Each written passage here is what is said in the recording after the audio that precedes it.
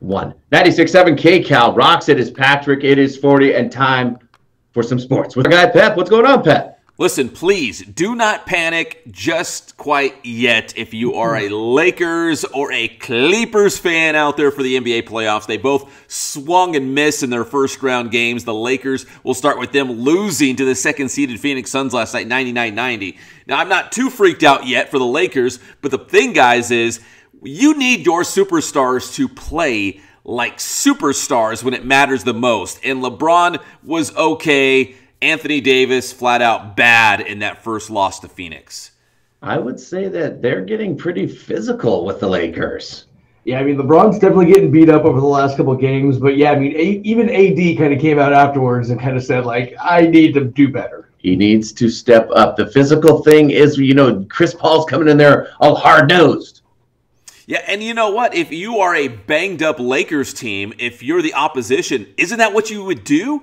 Is, play physical, make them work. They might not be 100%. LeBron says he is ready to go, and Anthony Davis says he is ready to go. But don't forget, they were pretty injured not that long ago. So if you're another team, yeah, push them to their limits. Be physical with them. That might be the key to beating the Lakers. And Phoenix, outside of Chris Paul, who's that, seasoned veteran, they're a very young athletic team. And Chris Paul, I don't know if he found the fountain of youth down there in Phoenix, but he's pretty darn good. He was an MVP candidate this year. So I think Phoenix, man, of all those teams, that is such a tough first-round matchup, and the Lakers found out the hard way yesterday, dropping that game 1, 99-90.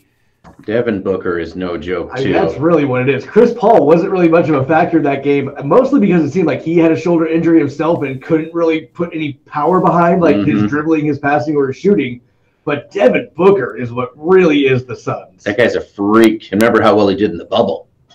Yeah, that guy can fill it up. One of the best scorers right now in the NBA. And he plays for the Phoenix Suns, so I think a lot of people aren't even aware of this guy. But yeah, he is one of the best young scorers right now in the NBA. They got a great young nucleus, and you throw in Chris Paul, who's a great veteran.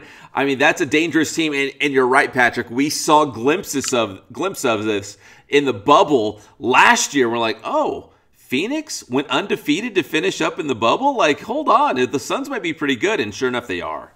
Speaking of the bubble, you remember the first playoff game last year for the Lakers, loss. Yeah. How did that whole thing end up? Pretty good. That is very true. I do think they're running into a thing where Chris Paul kind of found a team that fits his personality, this young, scrappy team. He's not young, but he's scrappy. Dry, boring. It is, but I think it's kind of a tall order for the Lakers. This team is a pain in the ass. Yeah, it is a tough first-round matchup. But 40's right. You can drop the first game of the series, bounce back, and we'll be like, oh, remember when the Lakers started slow and they turned everything around after one game? It's totally possible. Yeah. Nobody's talking about that first loss last year now that we got the ring. No doubt. And then on the other side, the Clippers losing to the Mavericks 113-103 in their first game. Luka Doncic with a triple-double for Dallas. That's another tough matchup. Clippers the 4 seed, Dallas the 5 seed. So going in, at least mathematically, that was going to be a battle. And Dallas got the first one. And if you're a Clippers fan, I think there's reason to be concerned with that series as well. Because it looks like Luka is a really tough matchup because he just kind of started bullying the Clippers. And, he was barking at him saying, you're too small. After he dunked on a guy and spun move on him, I was like, this is Luka? It was really kind of a role reversal between the Lakers and Clippers where it's like the Clippers were really only Paul George and Kawhi Leonard. Nobody else really scored a lot in that game. Yeah.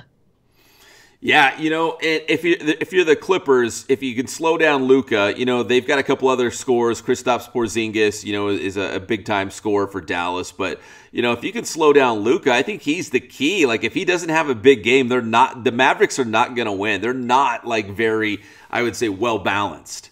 You are right about that with Luka, but you also mentioned his name, Porzingis. They need him to be healthy, and he does look healthy. When Luka and him are playing well, they could be tough too. That's another tough team.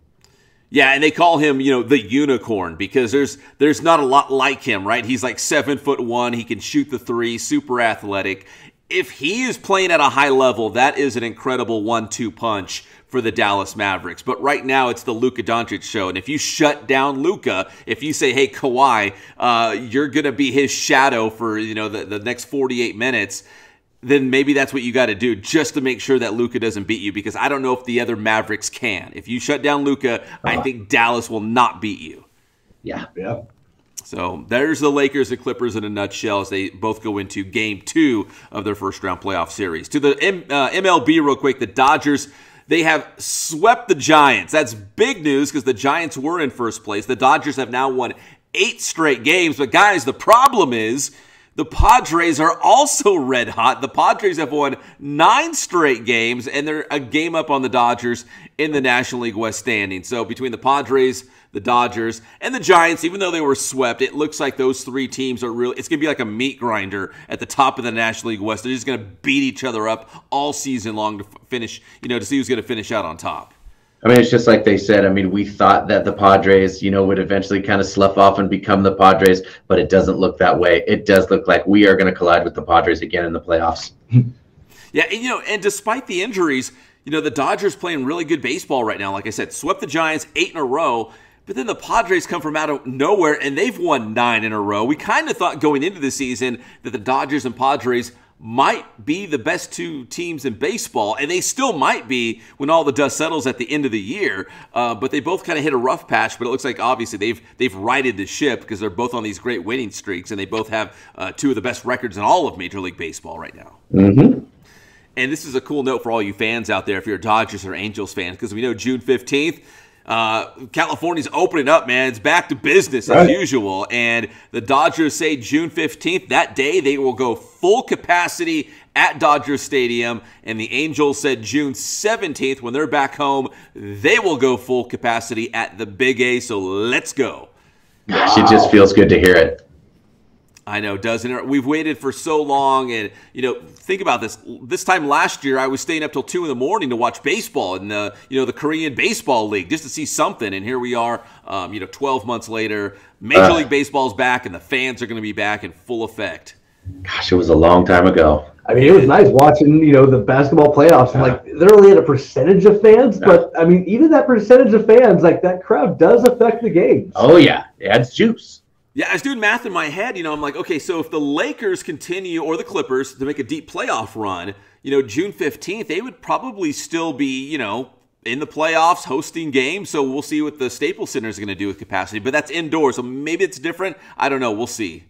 Hopefully, yeah. Yeah. And finally, guys, Phil Mickelson, 50 years old, can still swing it as he wins the PGA Championship, the oldest major champion. And I'll be honest, I knew Phil Mickelson was still out there on the tour and still playing.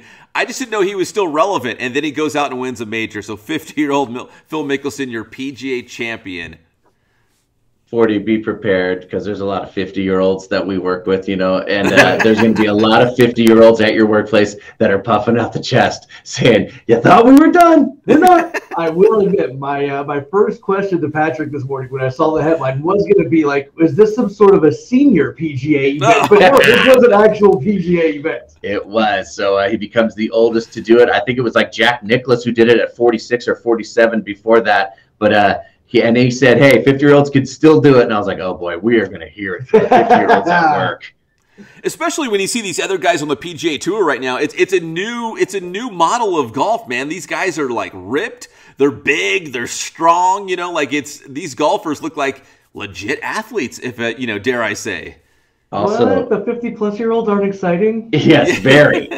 Also, go look at the video of the fans they totally lose containment. I'm talking about security at this place, and it's like Rucker Park, dude. Yes. It totally looked like Phil Mickelson was in danger for his life, but it's because you could see people were so excited to be outside, and everyone was lit. It was a well-lubricated crowd, and Phil actually went along with it real well. You can really tell he's like an Arizona party school kid, I wasn't around for the Beatles, like in the 70s or 60s, but I would imagine it kind of looked like that. He was just swamped by all the fans, just a sea of fans around Phil Mickelson, because he's a rock star, and to see him win again was a big deal. Now he is. All right, 50-year-olds, have your day. Tell them how to get your stuff. Hey, it's Inland Sports. Check us out on social media, the Inland Sports YouTube channel as well.